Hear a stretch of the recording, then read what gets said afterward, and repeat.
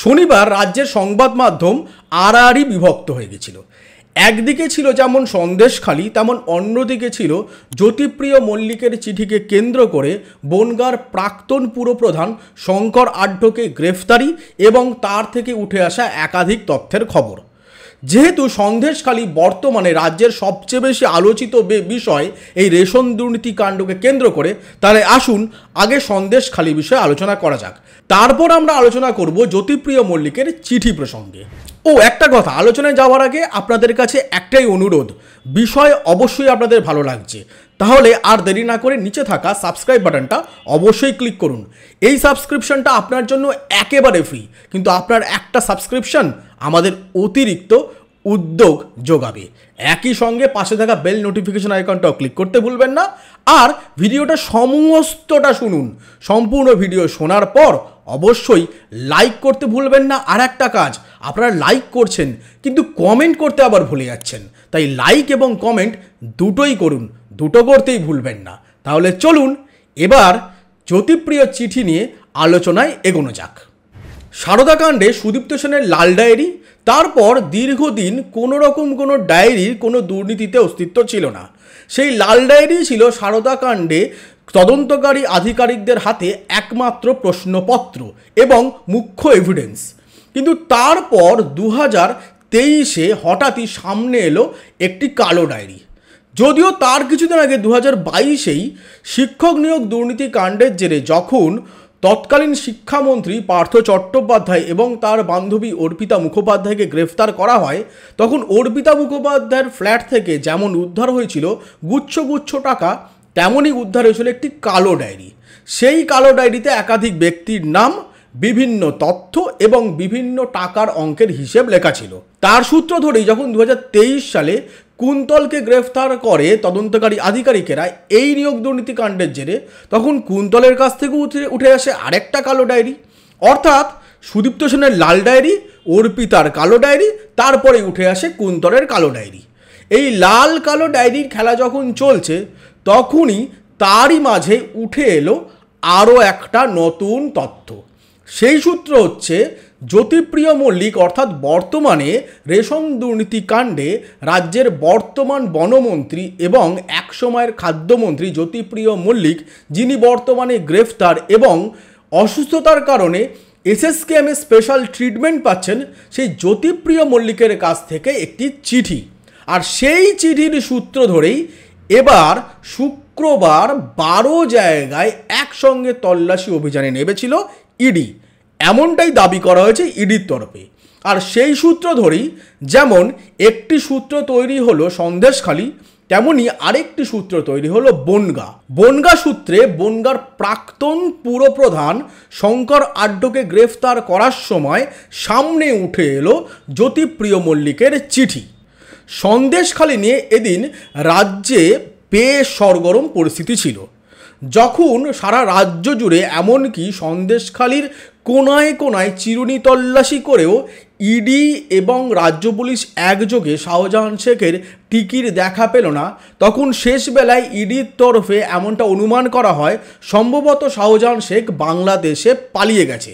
আর তাই জন্য আইবি এবং বিএসএফকে অতিরিক্ত তৎপর থাকারও অনুরোধ জানানো হয় ইডির তরফে, যাতে বাংলাদেশ লাগোয়া সীমান্তে বিএসএফ বিশেষভাবে নজরদারি করতে পারে বা নজর রাখতে পারে, তারও অনুরোধ ইডির তরফে জানানো হয়। যখন শাহজাহান শেখ ভারত থেকে বাংলাদেশে পালিয়ে গেছে এমন সম্ভাবনা ইডির তরফে ব্যক্ত করা হচ্ছে, ঠিক সেই সময়ে শেষ বেলায় অনেকটা দেশের প্রধান সেবকের মতন মাস্টার স্ট্রোক মেরে দিল মমতা বন্দ্যোপাধ্যায়ের এই প্রধান সেবক শাহজাহান শেখ। শাহজাহান শেখের তরফে মিডিয়ার হাতে এবং একই সঙ্গে তদন্তকারী সংস্থার হাতে উঠে এলো একটি অডিও বার্তা।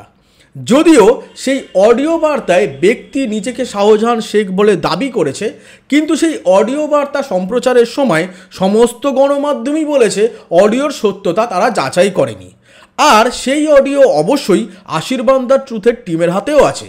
যেহেতু আমরা দেশের সংবাদ মাধ্যমের মতো নির্লজ্জভাবে সত্যতা যাচাই করিনি তথ্যের বলতে পারি না, তাই জন্য এই অডিও টেপটির যেহেতু এখনও অবধি সত্যতা যাচাই করা হয়নি, তাই আমি এই ছোট্ট ভিডিওতে আপনাদের শোনাতে পারছি না।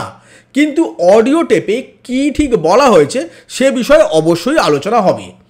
অডিও টেপটিতে ব্যক্তি দাবি করেছেন তিনি শাহজাহান শেখ বলছেন। পাশাপাশি তিনি সন্দেশখালীর সাধারণ মানুষ এবং তারও আগে সন্দেশখালীর তৃণমূলের জেলার নেতানেত্রী, যুব নেতানেত্রী, কর্মীবৃন্দ এবং একই সঙ্গে তৃণমূলের সেনাদের কাছে আহ্বান জানিয়েছেন তারা যাতে ইডি সিবিআইয়ে ভয় না পান, তাদেরকে কোনো কিছুই দমাতে পারবেন না। পাশাপাশি তিনি এটাও দাবি করেন এই সবই চক্রান্ত মমতা বন্দ্যোপাধ্যায়ের বিরুদ্ধে। একই সঙ্গে ব্যক্তি যিনি নিজেকে শাহজাহান শেখ বলে অডিও টেপে দাবি করেছেন তিনি বলেছেন তিনি একেবারেই নির্দোষ, তিনি কোনো অপরাধ করেননি। তিনি এখন কোথায় আছেন, কিভাবে আছেন তা নিয়ে সন্দেশখালীর মানুষকে ভাবতেও তিনি নিষেধ করেছেন। তিনি বলেছেন সন্দেশখালীর মানুষ জাতি ধর্ম নির্বিশেষে যেভাবে মমতা বন্দ্যোপাধ্যায়ের পাশে আছে ঠিক সেইভাবেই নির্বাচনের আগে মমতা বন্দ্যোপাধ্যায়ের সঙ্গেই থাকুন, তার হাত মজবুত করুন।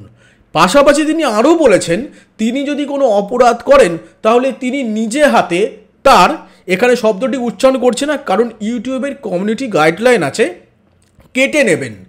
তারপরেও এই অডিও বার্তার পুরো প্রায় 3.5 মিনিটের এই বার্তার সত্যতা এখনও যাচাই হয়নি।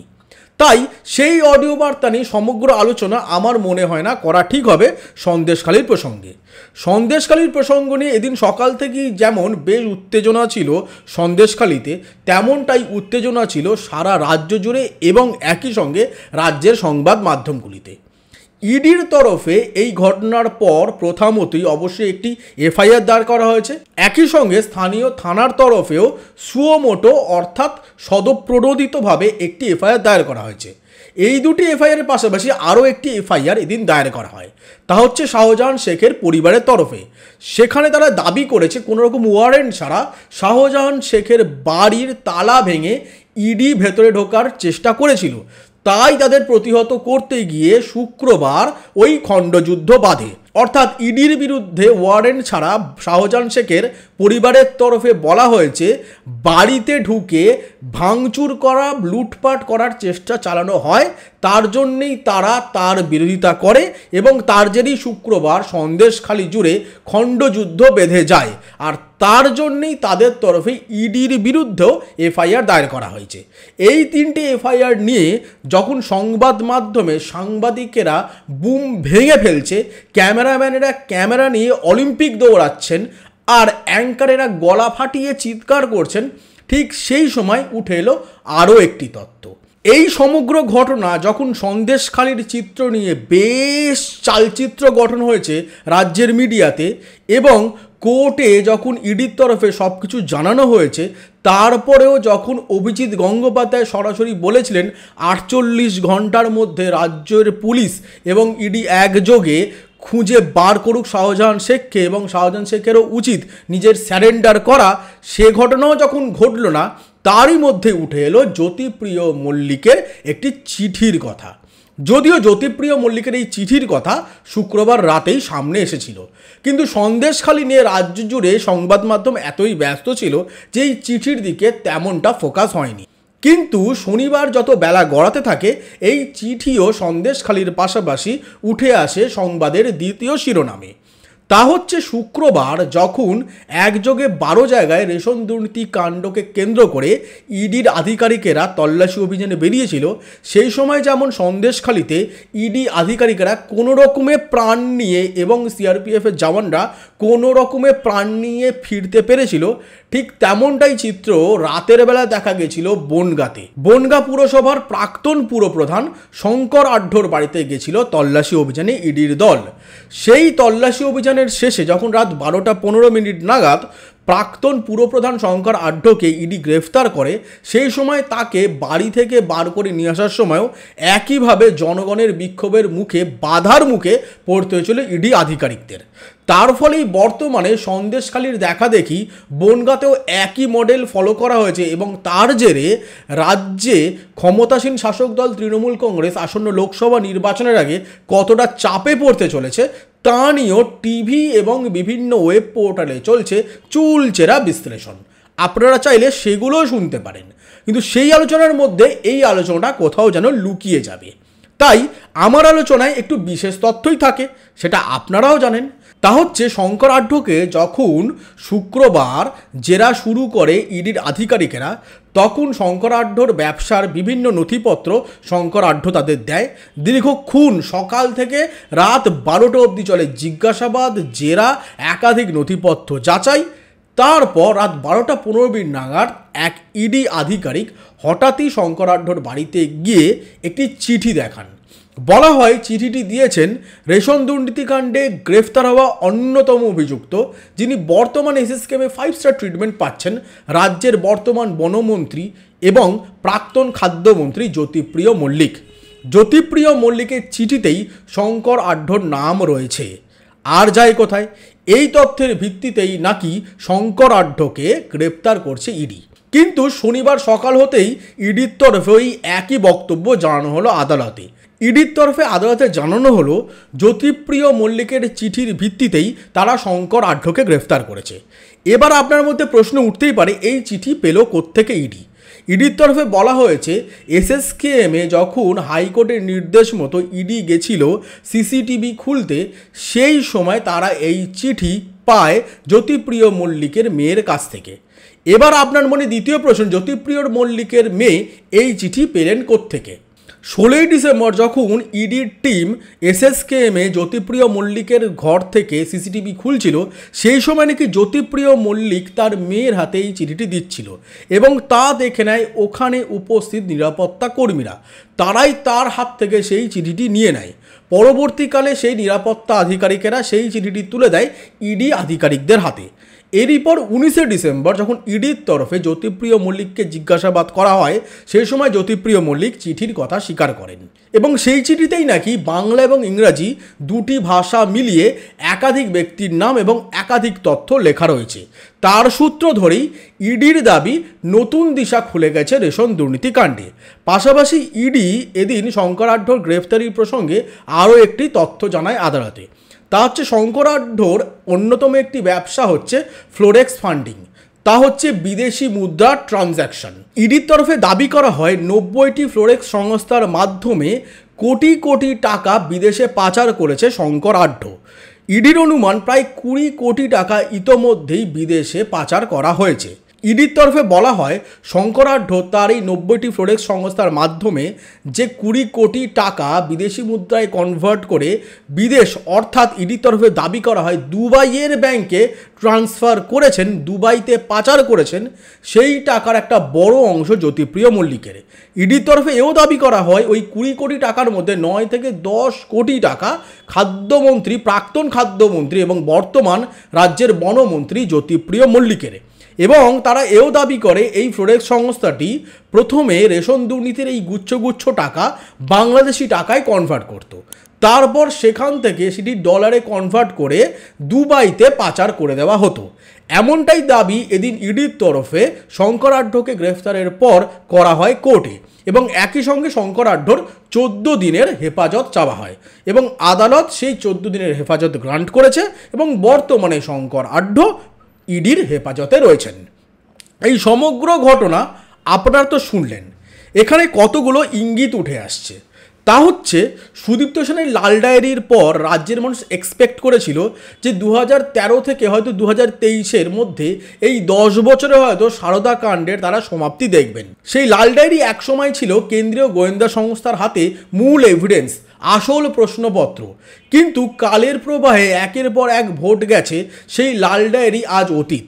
কারণ একটা হচ্ছে 2014-র পর সারদা কাণ্ড একেবারেই রাজ্য তথা দেশের রাজনৈতিক নির্বাচনী প্রচারে বা রাজনৈতিক বাতেলাবাজিতে বিশেষ জায়গা করে উঠতে পারেনি। আর তাই সারদা কাণ্ডের লাল ডায়েরি কখনই হারিয়ে গেছে কেউ বলতে পারেনি। সংবাদ মাধ্যমও সেই লাল ডায়েরি অবলীলায় মানুষকে ভুলিয়ে দিয়েছে। এরপরই 2022 সালে যখন শিক্ষক নিয়োগ দুর্নীতিকাণ্ডে পার্থ চট্টোপাধ্যায় অর্থাৎ তৎকালীন শিক্ষামন্ত্রী পার্থ চট্টোপাধ্যায়ের বান্ধবী অর্পিতা মুখোপাধ্যায়ের ফ্ল্যাট থেকে গুচ্ছ গুচ্ছ টাকা উদ্ধার করে ইডি, সেই গুচ্ছ গুচ্ছ টাকার মধ্যে উঠে আসে একটি কালো ডায়েরি। সেই কালো ডায়েরিতেও ইডির তরফে দাবি করা হয় তাতে রয়েছে এই শিক্ষক নিয়োগ দুর্নীতি কাণ্ডের সঙ্গে যুক্ত একাধিক ব্যক্তির নাম, একাধিক হিসেব নিকেশ। তারই সূত্র ধরে পরবর্তীকালে ইডির তরফে দাবি করা হয় তারা কুন্তল ঘোষকে গ্রেফতার করেছে। এই কুন্তল ঘোষকে গ্রেফতারের পর আপনাদের মনে আছে উঠে এসেছিল একটি কালো ডায়েরির তথ্য।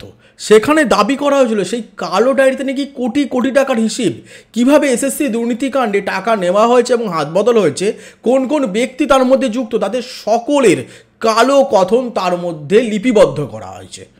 আর সেই তদন্ত প্রক্রিয়া এগোতেই সামনে উঠে এসেছিল পুর নিয়োগ দুর্নীতিকাণ্ড। এই পুর নিয়োগ দুর্নীতিকাণ্ডের তদন্ত চলতে না চলতেই সামনে উঠে এসেছিল আমাদের রেশন দুর্নীতিকাণ্ড। ইডির তরফে দাবি করা হয় এই রেশন দুর্নীতিকাণ্ড জ্যোতিপ্রিয় মল্লিক যতদিন খাদ্যমন্ত্রী ছিল, অর্থাৎ 2011 থেকে দীর্ঘ 2021 সাল পর্যন্ত 10 বছর রাজ্য জুড়ে সাধারণ গরিব মানুষের রেশনের চাল ডাল লুট করেছে জ্যোতিপ্রিয় মল্লিক এবং তার চেলা চামুণ্ডরা। আর সেই জ্যোতিপ্রিয় মল্লিকই রেশন দুর্নীতিকাণ্ডে গ্রেফতারের পর কথাবার্তা মেয়ের মাধ্যমে চালাতো চিঠির মাধ্যমে, যে চিঠিটি এসএসকেএম থেকে উদ্ধার করে ইডি আধিকারিকেরা। আর সেই চিঠির সূত্র ধরেই শঙ্কর আঢ্য এবার ইডির হেফাজতে। কিন্তু এখনও সন্দেশখালীর শাহজাহান শেখের হদিশ মেলেনি। অনুমান ইডি আধিকারিকদের তিনি বাংলাদেশে পালিয়ে গেছেন। আবার শাহজাহান শেখ বলছি এমন দাবি করে একটি অডিও টেপও ইতোমধ্যেই ভাইরাল হয়েছে। তাহলে প্রশ্ন, শাহজাহান শেখ কোথায়? আর এই সমগ্র প্রেক্ষাপটে খুব ইন্টারেস্টিং, তৃণমূল সভানেত্রী মমতা বন্দ্যোপাধ্যায় এবং তৃণমূলে হঠাৎ করে নেতা হয়ে ওঠা অভিষেক ব্যানার্জি একেবারে সাইলেন্ট।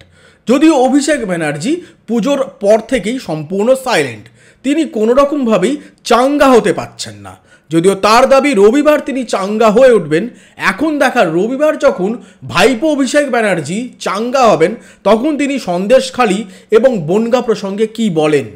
পাশাপাশি মমতা বন্দ্যোপাধ্যায়, যিনি সব বিষয়ই বিরোধীদের চক্রান্ত খোঁজেন, যিনি 2011 সাল থেকে দীর্ঘ সময় সব ক্ষেত্রেই সিপিএমের চক্রান্ত খুঁজেছেন এবং 2019-এর পর থেকে সব ক্ষেত্রেই বিজেপি এবং সিপিএম এবং তার সঙ্গে যুক্ত কংগ্রেসের চক্রান্তর তত্ত্ব তিনি তুলে ধরেন, সেই সভানেত্রী, তৃণমূল সভানেত্রী, রাজ্যের মুখ্যমন্ত্রী মমতা বন্দ্যোপাধ্যায় সন্দেশখালীর ঘটনার পর একেবারে চুপ। তার একটা অন্যতম কারণ হচ্ছে মমতা বন্দ্যোপাধ্যায়ের অন্যতম প্রিয় একনিষ্ঠ ভক্ত হচ্ছেন জ্যোতিপ্রিয় মল্লিক। আর জ্যোতিপ্রিয় মল্লিকের পাশে যে মমতা বন্দ্যোপাধ্যায় আছে তা কিন্তু পুজোর পর তৃণমূল কংগ্রেসের করা বিজয় সম্মেলনীর অনুষ্ঠানে নেতাজি ইন্ডোর স্টেডিয়ামে দাঁড়িয়ে মমতা বন্দ্যোপাধ্যায় স্পষ্ট করেছেন, বালুর হাত যেহেতু দিদি ধরে আছেন, তাই বালুর হাত যে শাহজাহান শেখ ধরেছিল তার সম্বন্ধে, তার জঙ্গি স্বরূপ কার্যকলাপ প্রসঙ্গে মমতা বন্দ্যোপাধ্যায় অর্থাৎ অভিষেক ব্যানার্জির পিসি, আমাদের রাজ্যের প্রচণ্ড পপুলার দিদি, কিছু বলতে রাজি নন। তিনি সম্পূর্ণ মুখে আঙুল দিয়ে বসে আছেন। এখন দেখার শাহজাহান শেখের নাগাল কবে পায় ইডি, আর শঙ্কর আঢ্য আর কি তথ্য সামনে নিয়ে আসেন, সেই সব দিকে নজর থাকবে রবিবার ডিওয়াইএফআই এর ব্রিগেড সমাবেশের দিকে। ডিওয়াইএফআই এর ইনসাফ যাত্রা সিপিআইএমকে আসন্ন লোকসভা নির্বাচনের ভোট বক্সে কতটা ইনসাফ দেয় সেদিকে অবশ্যই নজর থাকবে আমাদের। তার সঙ্গে আপনাদের দেখতে হবে আশীর্বাদ দ্য ট্রুথ। আপনারা দেখুন আশীর্বাদ দ্য ট্রুথ। আমি আশীর্বাদ, নমস্কার।